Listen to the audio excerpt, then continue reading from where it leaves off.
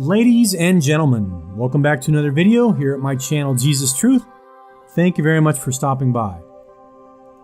So, I have another amazing documentary for you guys. This one called Jesuits Erasing the Flat Earth. This video reinforces and verifies the information from the last video I did called Flat Earth, Jesuits and the Global Conspiracy. And once again, it exposes the greatest lie of all time, which is that we live on a globe Earth that is spinning through space, which is just ridiculous. This video was produced by the YouTube channel called Migmag. I will leave a link down below. And to Migmag, I would like to say thank you and much respect, brother, much respect for producing some great videos. So without further ado, sit back and enjoy the truth, and I will see you next time. God bless.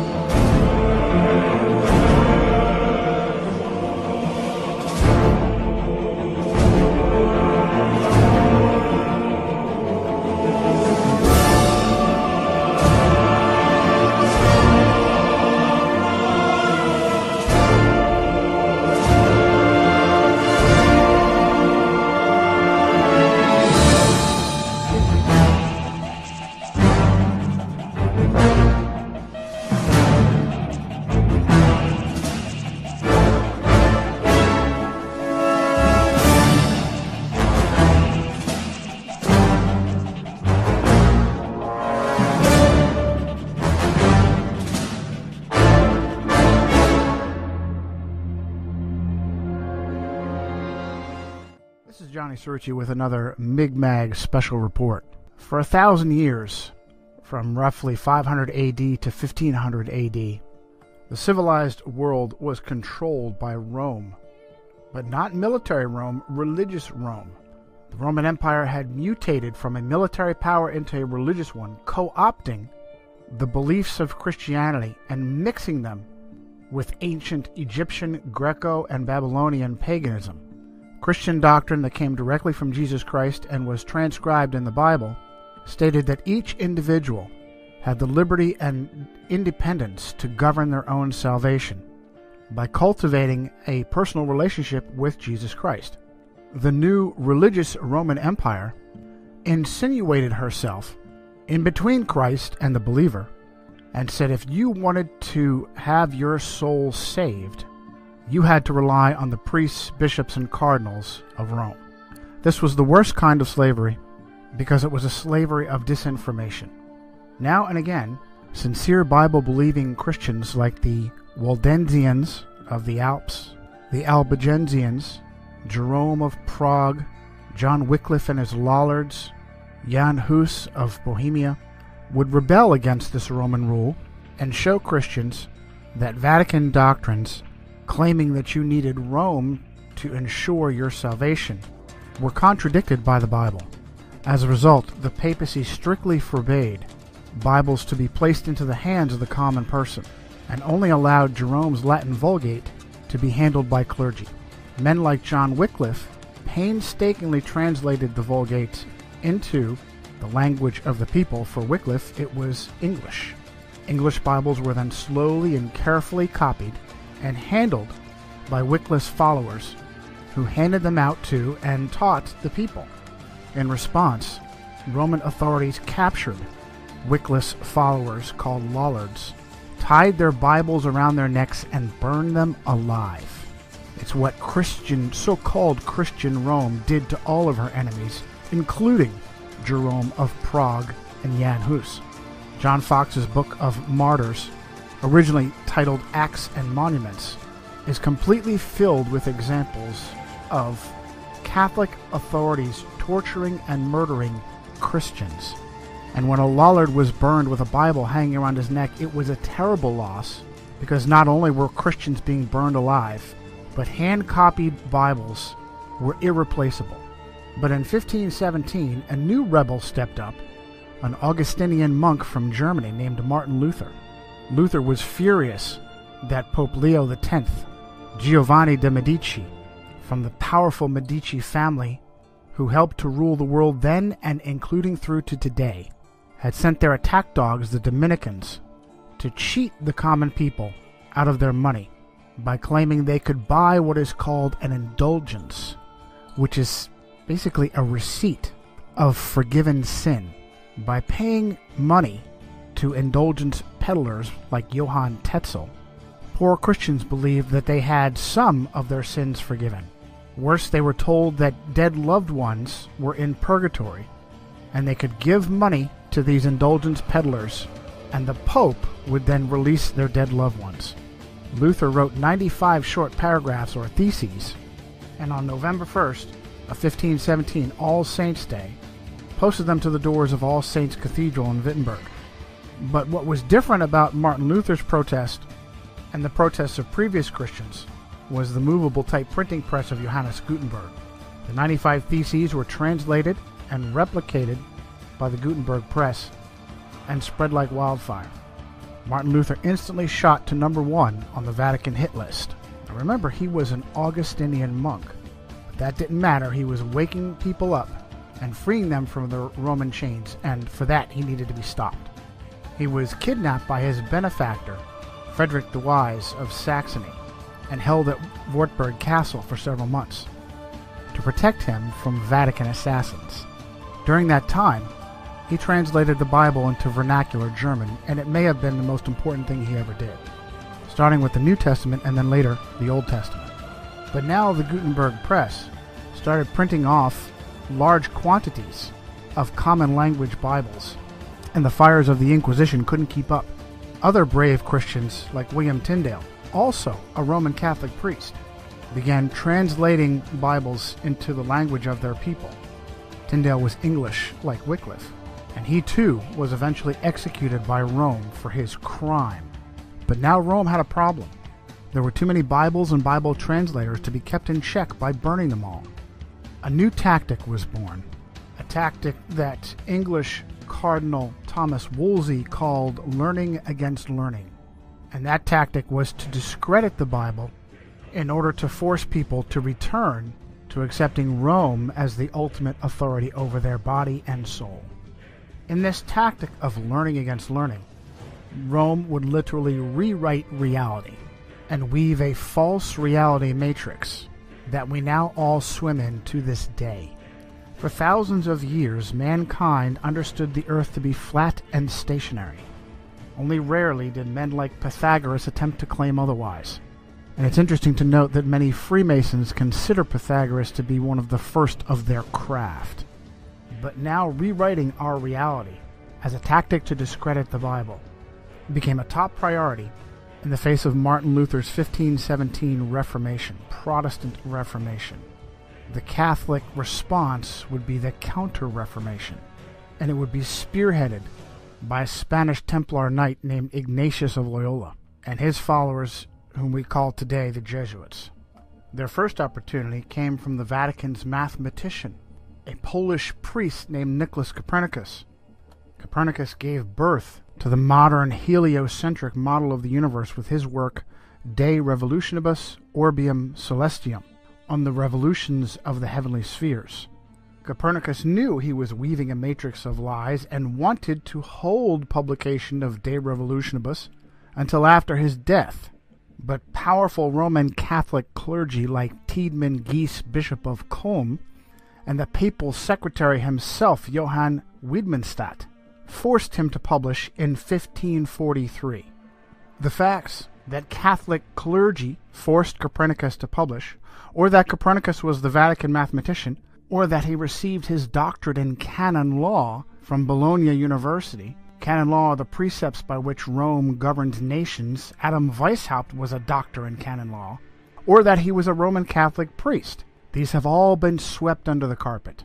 But Copernicus never married, and even the Catholic Encyclopedia had to note that in 1537 King Sigismund of Poland put Copernicus's name on the list of 4 candidates for the vacant episcopal seat of Ermland, which makes it probable that at least in later life he had entered the priesthood. Also swept under the carpet has been the timing of the publication of De Revolutionibus, right on the heels of Martin Luther's Protestant Reformation. And if that's not clear enough for you, how about this? A Vatican agent named Georg Joachim Redicus, who was originally born Georg de Porus, had insinuated himself into the Luther Reformation and was in Wittenberg when he left to become a close student of Copernicus. Sources like Wikipedia claim that Redicus was sent from reformer Philip Melanchthon, a dear friend of Martin Luther, but it is absolutely Roman Catholic disinformation. In the Table Talk of Martin Luther, the great reformer is quoted as having said, "There is talk of a new astrologer who wants to prove that the earth moves and goes round instead of the sky, the sun, the moon, just as if somebody were moving in a carriage or a ship might hold that he was sitting still and at rest while the earth and the trees walked and moved. But that is how things are nowadays. When a man wishes to be clever, he must needs invent something special, and the way he does it, he must needs be the best. The fool wants to turn the whole art of astronomy upside down. However, as Holy Scripture tells us, so did Joshua bid the sun to stand still, and not the earth." In his lectures on the book of Genesis, Luther said, "We Christians must be different from the philosophers in the way we think about the causes of these things. And if some are beyond our comprehension, like those before us concerning the waters above the heavens, we must believe them and admit our lack of knowledge rather than either wickedly deny them or presumptuously interpret them in conformity with our own understanding." The great reformer Jean Calvin, also known as John Calvin, called Copernicus a dreamer who has a spirit of bitterness and contradiction, reprove everything and prevent the order of nature. "We will see some who are so deranged," Calvin said, "not only in religion, but who in all things reveal their monstrous nature, that they will say that the sun does not move, and that it is the earth which shifts and turns. When we see such minds, we must indeed confess that the devil possesses them, and that God sets them before us as mirrors in order to keep us in his fear. So it is with all who argue out of pure malice, and that happily make a show of their imprudence. When they are told this is hot, they will reply, no, it is plainly cold. When they are shown an object is black, they will say, no, it is white, and vice versa. Just like the man who said that the snow is black, for although it is perceived and known all to be white, yet he clearly wished to contradict the fact. And so it is that they are madmen who try to change the natural order, and even to dazzle eyes and benumb the senses. Do you think Calvin knew how the Freemasons were used by the Jesuits? When they are shown an object as black, they will say it is white. We're talking about our government here. No, we're talking about a crime, Bill, pure and simple. Y'all gotta start thinking on a different level, like the CIA does. Now, we're through the looking glass here, people. White is black, and black is white. Very quickly, Rome jumped upon this new model of the universe, and Jesuits like Christopher Clavius used Copernicus and his work to fabricate the Gregorian calendar, the calendar we all use. Rightly did the prophet Daniel say in chapter 7, verse 23, that during his vision, a being standing near him said, "The fourth beast shall be a fourth kingdom on the earth, which shall be different from all other kingdoms, and shall devour the whole earth, trample it, and break it into pieces. The 10 horns are 10 kings who shall rise from this kingdom, and another shall rise after them. He shall be different from the first ones, and shall subdue 3 kings. He shall speak pompous words against the Most High, shall persecute the saints of the Most High, and intend to change times and laws. And the saints shall be given into his hand for a time." Very quickly did Rome and papal agents like the Jesuits begin to push this new cosmology. She took over astronomy and either pushed out or killed off anyone who contradicted the idea that the earth was a globe spinning in space and revolving around the sun. Even those that met her halfway didn't keep her happy, and she dealt with them as well. Teague Ottenson Brahe, whose nickname was Tycho, accepted the idea that the Earth was a globe spinning in space, but still believed that his own observations and data proved that the Earth was the center of the solar system and not the Sun. This is known as geocentrism. Tycho wanted to follow in the steps of Martin Luther and studied at the University of Wittenberg, but was forced out by the plague. Brahe's life appeared to be frequently in danger, and in 1566 he lost a large portion of his nose in a duel. He was 20 years old at the time. He later died under mysterious circumstances at the very young age of 54. One of those who claimed it was simply an illness, a bladder infection contracted during a banquet in Prague, was his understudy Johannes Kepler. Kepler was a German astronomer and supposedly a Lutheran, yet he had an intimate relationship with Jesuits. In 1597, Archduke Franz Ferdinand II of Austria banished all Protestants, good Roman Catholic that he was, and Kepler fled to Hungary. But the Jesuits intervened and convinced Ferdinand to allow him to return. Kepler grew up with a Jesuit uncle under the same roof of their house in Wilderstadt.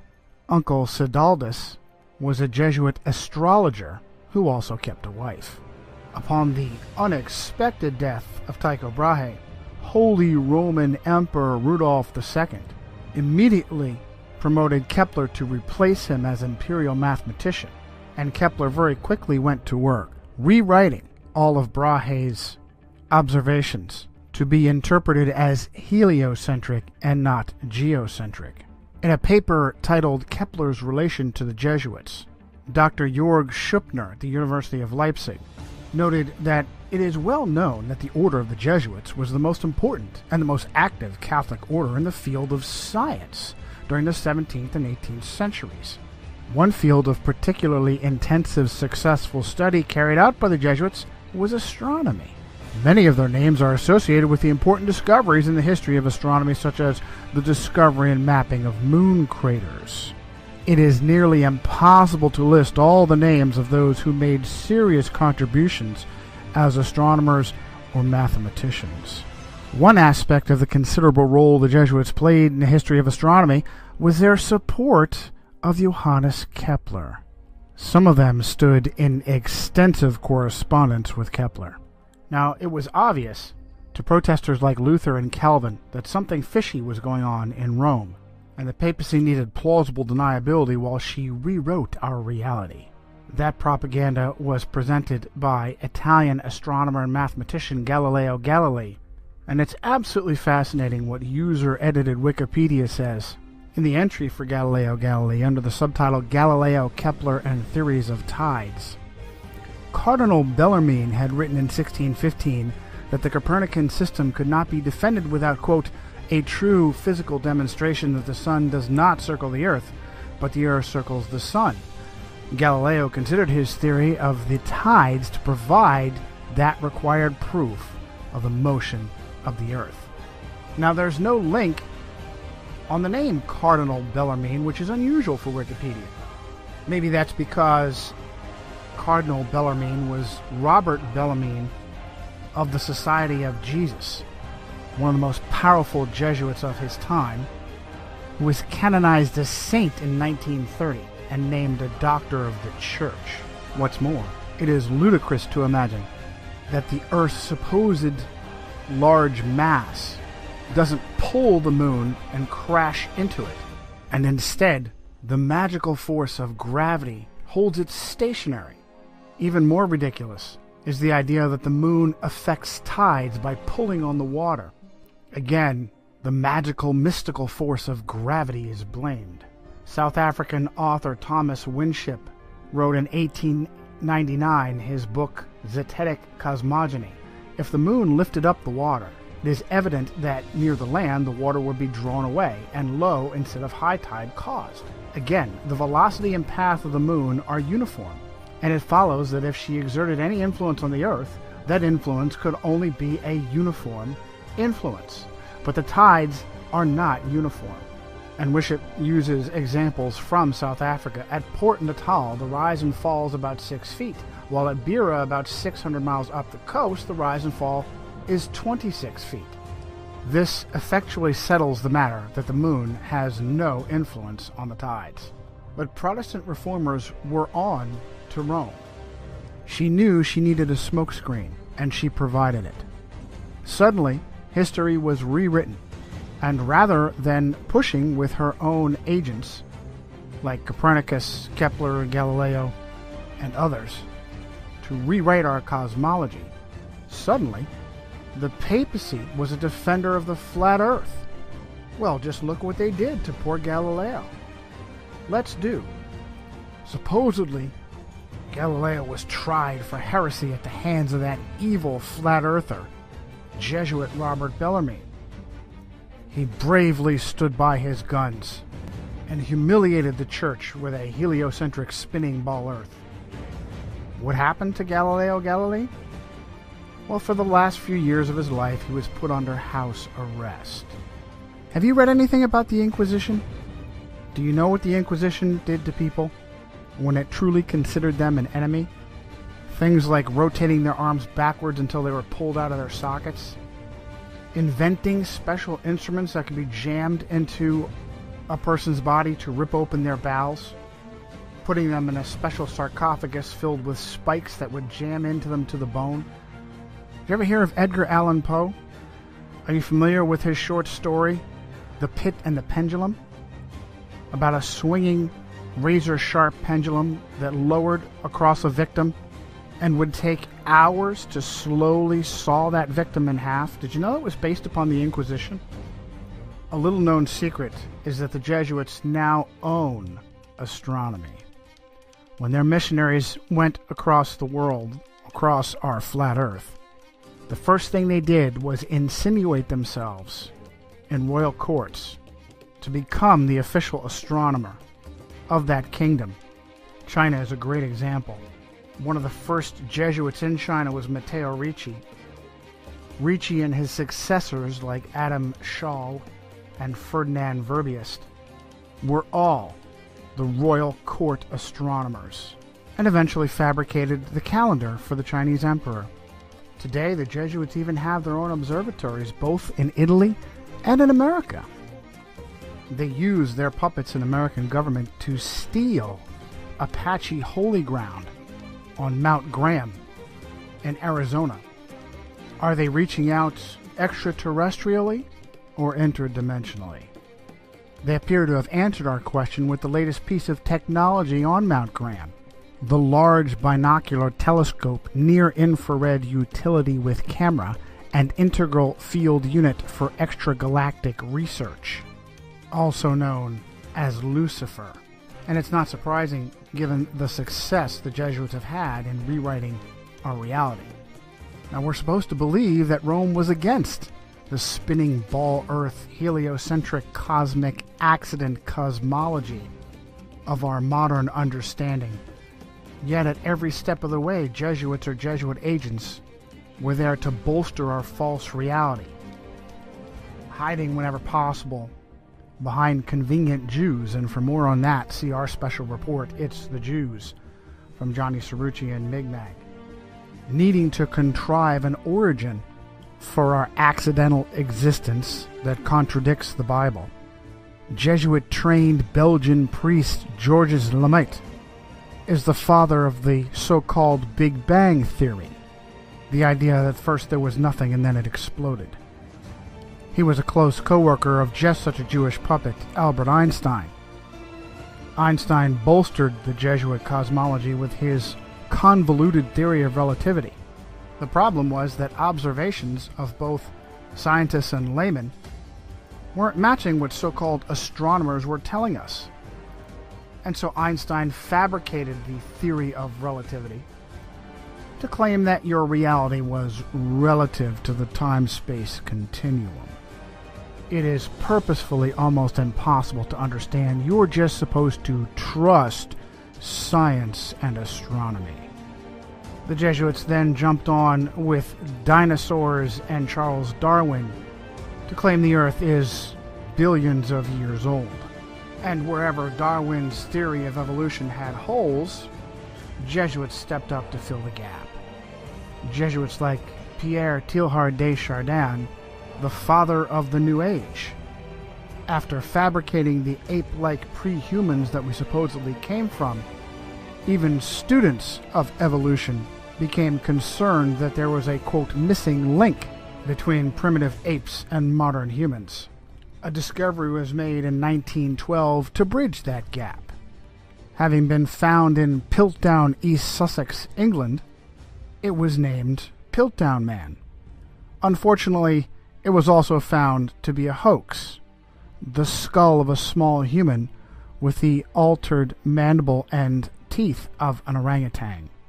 Sometime later, paleontologist Stephen Jay Gould uncovered the father of that hoax, a Jesuit priest named Pierre Teilhard de Chardin.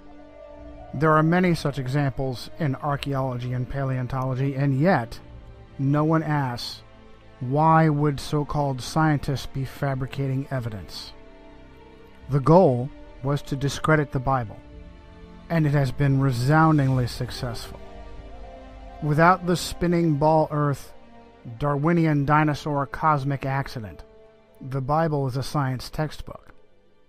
With it, critics laugh and question the Bible, and instead look to human authorities to save their souls, such as the Vicar of Christ himself, who is for the first time in Roman Catholic history a Jesuit priest. This has been Johnny Cerrucci for a Mi'kmaq Special Report.